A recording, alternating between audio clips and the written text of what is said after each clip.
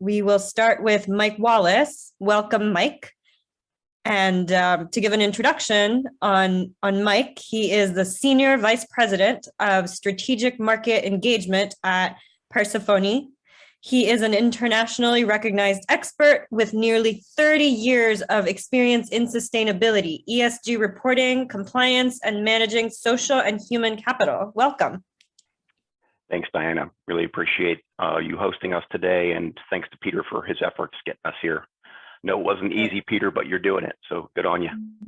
So let's get us started. And I do have a leading question based on your background to get us started, and we'll start with your presentation. So how do you think, based on your background, greenhouse gas software solutions are measuring carbon footprints today? What are the challenges and opportunities ahead? And we look forward to your insights. Great. Again, thanks, Diana. My name is Mike Wallace. I'm SVP with Persephone, pronounced Persephone. Newly formed company, about 2 years old. The foundation of the firm, the three co-founders, actually were at Chesapeake Energy, and they were all in the data science roles at Chesapeake Energy. Our current chief executive is, I think, 31 years old, so one of the youngest executives to be in a chief information officer role at a large Fortune 500 company like Chesapeake Energy. And like so many of us in the field have seen and recognized, and we heard about it in the earlier session, things like investor activity is increasingly putting pressure on companies to measure, manage, and disclose. So Kentaro, the chief investment information officer over at Chesapeake, receives the questionnaire from CDP. He starts to ask his colleagues, what are we doing about carbon emissions? His boss is asking him to figure this out. And he, literally says, why are you asking me? I'm the chief information officer. Why would I be in charge of something like carbon emissions? And as they talked about it and they read through some things together, they realized that this is all about accounting, and this is about activity and where activities occur within a business and within operations. And who better to have activity level data than the chief information officer and the data scientists around Chesapeake Energy? And that was the beginning of this whole idea. Kentaro and his co-founders start to talk to some of the big ERP providers at Chesapeake. They don't have a software solution that ties into carbon accounting. They start to look at the CDP questionnaire in more detail. They're seeing and hearing from investors like BlackRock and Larry Fink. They're reading about things like SASB and TCFD. And underlying all of this, we go back literally 24 years to the beginning of the roadmap for success here, and it's the greenhouse gas protocol. So as the data scientists start to look at the greenhouse gas protocol, this is 700 plus pages of rules, if you will, that becomes apparent to them that this needs to be codified into a software solution. And that was the beginnings of the Persephone type of evolution in this field. In its simplest form, the CFO has all the financial activity that the company has and is tracking and is already reporting annually on their overall financial performance. So the simplest way to approach carbon accounting is through spend-based data. And we heard a little bit about that earlier today's session as well. I'll give you some examples about how this plays out as well. But if we go back in time and think about some things here, greenhouse gas protocol created in 1997. Around the same time, the Global Reporting Initiative was being formed as well. For those of you that aren't aware, I worked for the GRI for about 5 years and brought them back into the US during the time that I worked there. GRI and the greenhouse gas protocol were actually overlapping in their governance structures. There were a lot of people from the World Business Council for Sustainable Development and the World Resources Institute and from GRI that knew each other and worked together on it. So those reporting frameworks now 25 years later are now truly have shaped the way our entire S&P 500 is disclosing this kind of data. As we heard from the CDP representative earlier, there are tons and tons of information actually out there that is already being gathered by CDP. They are probably the most widely used platform for gathering this kind of data, but then how do you turn it into actual performance information for your organization? So the software technology field has exploded in the last couple of years because of all of this growing interest. And we've seen and heard from others on the webinars earlier today that are coming from that space. And for us here at Persephone, it's becoming very prevalent that some of the world's largest banks, private equity investors, asset management firms are not only trying to figure out their own operational footprint, but they're digging deeply into their financed emissions. That's a piece of the scope 3 that we can talk about a little bit too. So Diane, I'd throw it back to you. Is there another direction you'd like to take it, or how would you like to proceed?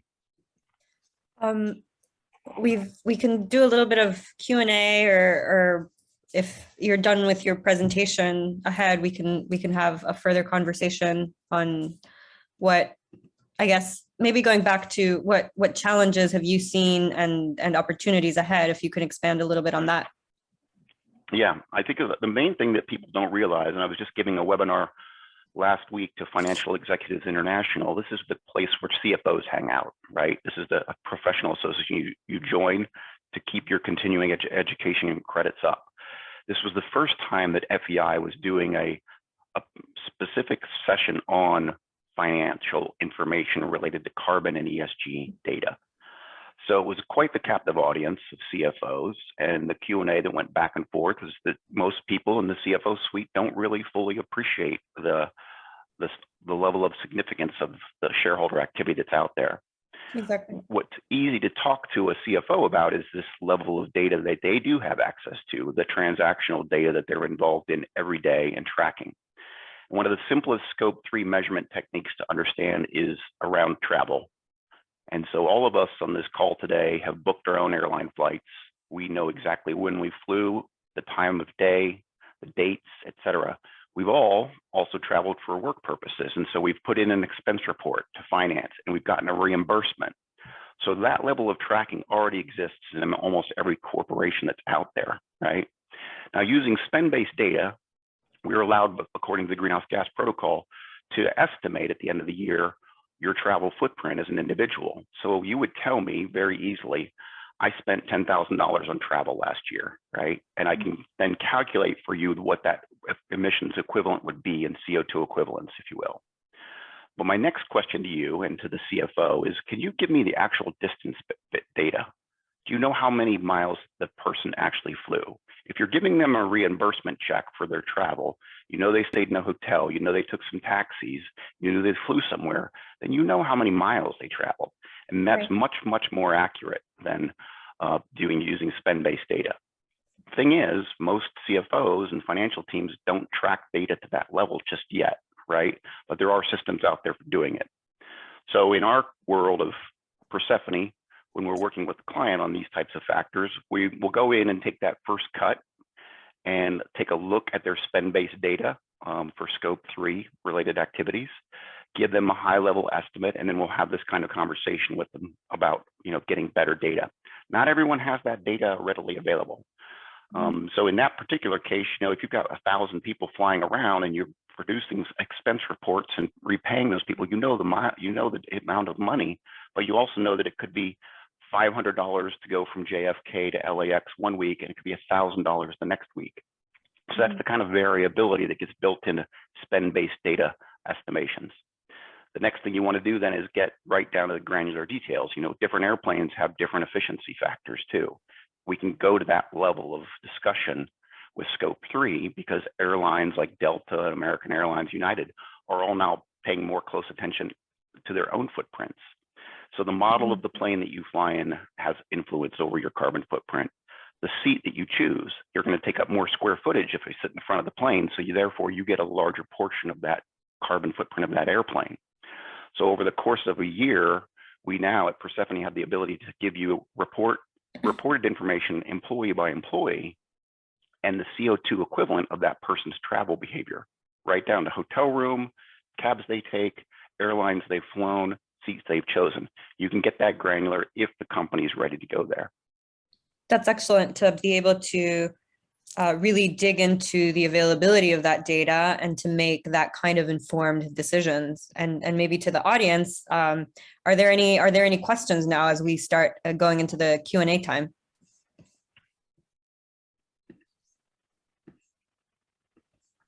Would just add, the perspective now that's coming up as the Greenhouse Gas Protocol underpins all of this carbon accounting. It's referred to by things like GRI, SASB, CDP, et cetera. The world should be aware that that platform and that standard is out there. But about 4 years ago, a group of financiers came together and created something called the Partnership for Carbon Accounting Financials, PCAF. That took the greenhouse gas protocol to a whole nother level. And it's around the area of financed emissions. And that's what's really started to take off in our business model here at Persephone. That's where investors around the world are trying to figure out, if I own the entire S&P 500 and different industries I'm more involved in or less involved in, what is my responsible footprint here? How do I calculate that? That's what's really exploding in our business model right now, is that financed emissions piece, that's the other piece of scope 3. That's really fascinating. And here, let's move forward. And someone, we have a question here.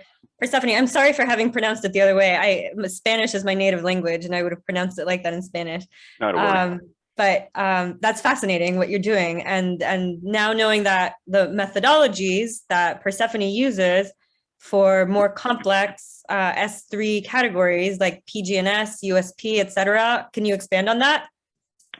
Certainly. So like many have talked about before, and even, I used to many years ago work for Trucost, we would often refer to economic input-output modeling. It underlies a lot of this work that you do to start to estimate things. And we all do this kind of estimation in our personal lives all the time. Buying a house, you look at comps around you and figure out what the house that you're interested in is going to be valued at. Similar thing goes on across the world with different industries. The cement industry, for instance, we've heard earlier about some studies that have been done there. The cement industry itself has a pretty good idea of its overall global footprint. And so looking at an industry and how much you buy from an industry, you can start to then grab that kind of information. If you can get right down to a specific supplier's level of information, and you can ask a supplier, could you tell me your scope 1 and 2 emissions?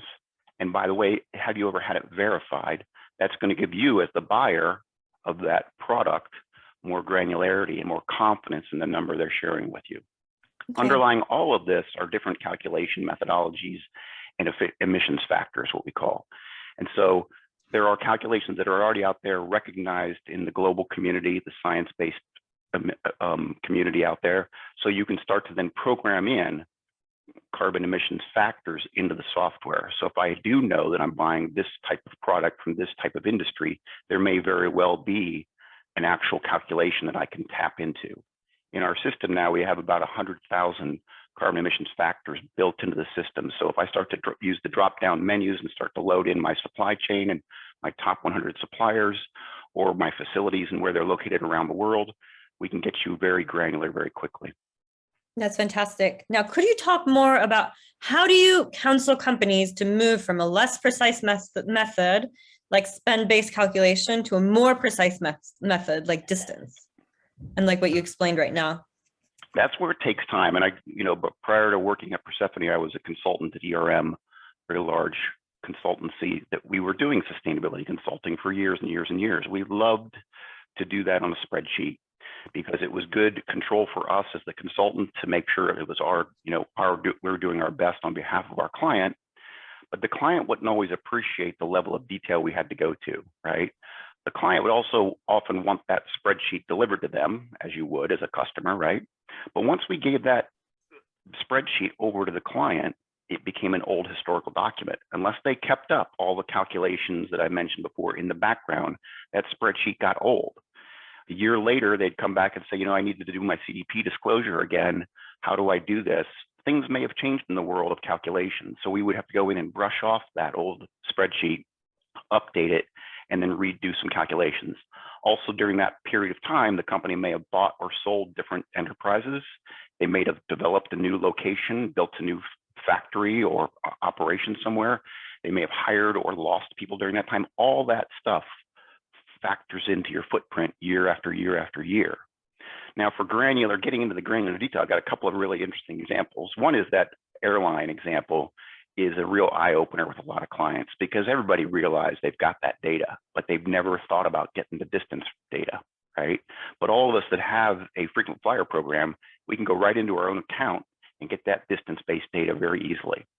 So we're going to see more and more of that happening. We're also going to see the suppliers to corporations of travel-related support information, right? Many of us in big companies will have a travel agency, those travel agencies are being told and asked by their customers, can you give me this level of detail every year going forward? Another example we have is a transportation company that's figuring out its carbon footprint. We know the fleet, we know the types of vehicles, we know where they're driving and going to, but the accounting team was only capturing the amount of fuel they spent money on for the previous 5 years. And they only categorized it as fuel spend, right? Think of all the fuels that we have in this world, from propane to unleaded to regular to diesel to marine fuel, right? And it wasn't until that conversation with them that we opened up their eyes to the fact that, well, we can calculate this for you, but there's going to be a very big potential for error here. Could you go back and get us the actual amount per type of fuel? You must have that somewhere. And they do have it, right? But that's just extra work. And it's going to take some hours and time to go back in time and historically figure all that out. Now, if you're a corporation trying to set science-based targets and look into the future and set goals and objectives, you might very well want to go back 2 to 3 to 5 years, because that's going to allow you to set a more strategic goal going forward. And so we're starting to see companies go back in time to get a better baseline. Now, does this software allow companies to input or calculate carbon offsets that are purchased or implemented directly in order to help determine carbon neutrality? It does do that. We have a relationship that we announced earlier in the year with Patch.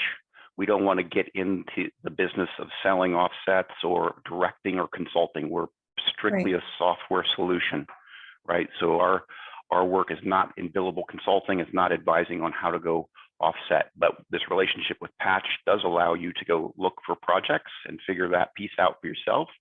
And if you have that information and you want to put it into the calculation methodology, you can do that.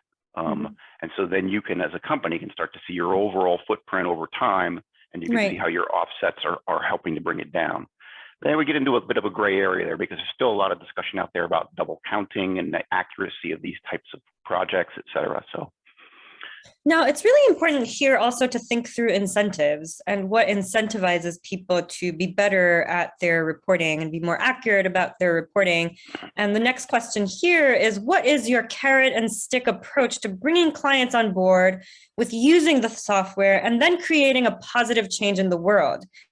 And of course, we need some sort of stick probably for many companies. So how have you experienced that? Well, so given the history that I've had in the field, working for something like GRI, a standards body, right? Exactly. I've been very actively talking to the SEC for more than the last 12 months. When I was at ERM, I was discussing their rule that just came out, the proposed rule last week. I was talking to them regularly about the ERM clients and how we were working with corporations to measure, manage, and report on their carbon footprint. It doesn't have to be as costly as, let's say, certain industry associations are making it out to be, right? So that's the stick piece of it, is regulation, which we're seeing proposed right now. And if those of you that haven't tuned in, the SEC wants your comments, right? So Peter and his crew should be thinking about the letter they're going to write to the SEC as part of this public comment period, right? Also, you need to read through some of those letters, because some of them are telling in the way that their SEC is getting feedback, which is incorrect or inaccurate, right? So we need to counter all of this, and it's part of the public comment process. In our own country here, we're just going to talk about the US for a second. During Obama's administration, Kate Brandt was the chief sustainability officer for the White House Council of Environmental Quality. She and Jed Ella put together a supplier scorecard of the largest suppliers to the US government. And that scorecard showed whether or not the US government's own suppliers were doing anything about climate change. Now, as a taxpayer, I was blown away by seeing that transparency. And this scorecard just had red, yellow, and green dots on it. Red meant the company wasn't doing anything, right? And as those of us in this field would be aware of this type of thing, we would look through a list like that, and we would probably put some shame on the companies that are not doing anything. And in that list, it still exists today on the GSA's website, you can see over 100 companies listed and whether or not they're doing anything about supply chain. These are the biggest customer of the US government is putting this spreadsheet out like that for all of us to see. That's a carrot and stick right there. You want to do business with the US government going forward? The writing is on the wall. That's the General Services Administration's procurement gate, right? You want to get through that. Yeah, and so still out there and still being used. And if people aren't aware of it, I'm happy to share a link with anybody that's looking for this kind of information. Excellent. Well, thank you. This is fantastic. Thank you for your time and your conversation.